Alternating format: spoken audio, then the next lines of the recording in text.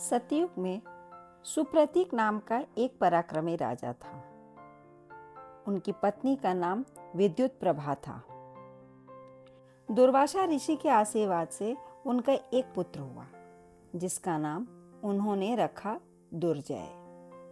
राजकुमार दुर्जय धीरे धीरे बड़ा होने लगा। बलि तो वह था ही, शस्त्र चलाने में भी उसने जल्दी ही निपुणता प्राप्त कर ली। सभी तरह से योग्य देखकर राजा ने उसे राज्यभार सौंप दिया और स्वयं पत्नी सहित चित्रकूट पर्वत पर तपस्या करने लगे। राजा बनते ही दुर्जय ने अपने राज्य की सीमाओं को बढ़ाना शुरू कर दिया।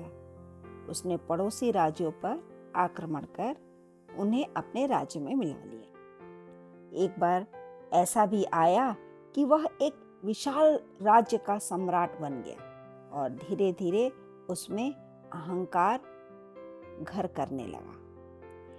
एक दिन सम्राट दुर्जय अपने सैनिकों के साथ शिकार खेलने वन में गया। वहां उसने एक सुंदर सरोवर देखा। सम्राट दुर्जय को वह स्थान बहुत प्रिय लगा। सरोवर के पास ही एक कुटिया थी, जिसमें गौमुख नाम के एक ऋषि रहते थे। सम्राट दुर्जय एवं उनके सैनिकों को देख ऋषि गौमुख ने उन सबका खूब आदर सत्कार किया। दुर्जय ने ऋषि से वहां रात्रि विश्राम करने की इच्छा व्यक्त की। सम्राट दुर्जय की बात सुन ऋषि गौमुख प्रसन्न तो हुए, लेकिन साथ ही वह चिंतित भी हो उठे। दरअसल उनके पास न तो उनके ठहराने के उपयुक्त व्यवस्था थी और न ही पर्याप्त भोजन सामग्री। ऋषि गौमुख इसी चिंता में परेशान थे। तभी उन्हें भगवान नारायण का ध्यान आया। ध्यान करते ही भगवान वहां आ गए। उन्होंने ऋषि को चिंतामणि देते हुए कहा, ऋषिवर, आप इस चिंतामणि को रखिए। यह आपको आवश्यकता अनुसार सभी चीजें उपलब्ध कराएंगी। ऋषि ने चिंतामणि ले ली। फिर एक भव्य स्वर्ण महल की कामना की। कुटिया के स्थान पर तत्काल एक बड़ा सा स्वर्ण महल साकार हो गया। ऋषि ने दुर्जय से कहा, महाराज, आप अपने सैनिकों सहित महल में चलिए। भोजन करने का समय हो गया है। सम्राट दुर्जय एवं उनके सैनिक जैसे ही महल में पहुंचे, आश्चर्य से उनकी आंखें फटी की फटी रह गई। ऐसा सुंदर महल उन्होंने कभी नहीं देखा था। ऋषि गौमुख ने पुनः चिंतामणि से भोजन की कामना की, क्योंकि राजा और उनके सैनिकों को भोजन कराने के लिए वे महल में लेकर आ चुके थे। तत्काल भोजन भी आ गया।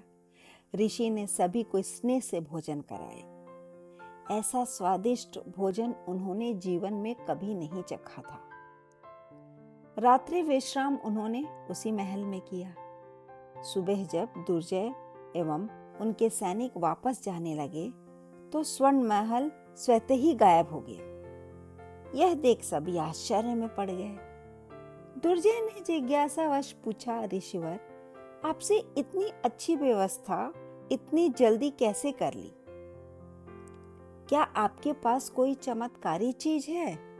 हाँ महाराज, यह सब प्रबंध चिंतामणि का कमाल है। यह चिंतामणि मुझे स्वयं भगवान ने दी है। इससे जो मांगा जाता है वह चीज मिल जाती है।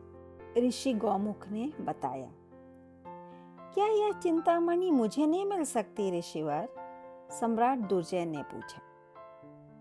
ऋषि ने चिंतामणि देने से इनकार कर दिया। सुनकर दुर्जय का क्रोध भड़क उठा। वह हर स्थिति में चिंतामणि को पाना चाहता था। अहंकारी तो था ही।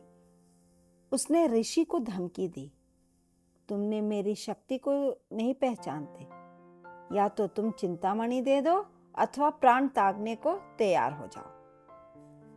दुर्जय का इतना कहना था, तभी एक चमत्कार हुआ। चिंतामणि में से सहसा असंख्य वीर योद्धा प्रकट हुए और वो ऋषि की ओर से दुर्जय एवं उनके सैनिकों पर टूट पड़े। ऋषि गौमुख ने व्याकुल हो प्रभु से प्रार्थना की, हे प्रभु, इन दुष्टों का विनाश करो। ऋषि का इतना कहना था कि भगवान नारायण वहां आ गए। उन्होंने सम्राट दुर्जय और उसके सैनिकों का पल भर में सर्वनाश कर दिया। धन्यवाद।